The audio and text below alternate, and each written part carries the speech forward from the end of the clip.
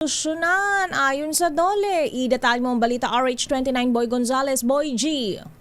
Kinumpirma ng Department of Labor and Employment na hindi pa rin tapos ang labor dispute sa pagitan ng isang motor company at union nito. Sabi ni Labor Secretary Benvenido Lagosma na ginagawa naman ng National Conciliation and Mediation Board ang lahat. Nabatid na nagsumite ng notice of blackout ang Kawasaki Motors sa Philippines Corporation laban sa 289 na rank and file employee na membro ng Kawasaki United Labor Union. Ayon kay Attorney John Bonifacio, External Counsel ng Kawasaki Motors, nilabag nila ang provision ng no strike, no lockout sa kanilang collective bargaining agreement.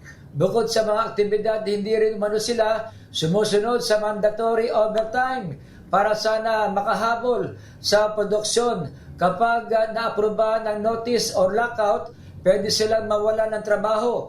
Ang issue ay nagugat sa higit 2 buwan ng strike ng union na umiiling ng 11.5%. Dagdag na sahod at iba pang benepisyo, handa naman umano itong pagbigyan ng kumpanya pero 5% lamang. Malaki umano ang lugi ng kumpanya mula nung pandemya at hindi pa nakakabawi hanggang sa kasalukuyan.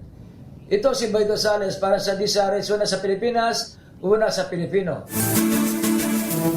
Maraming salamat, Boy Gonzales.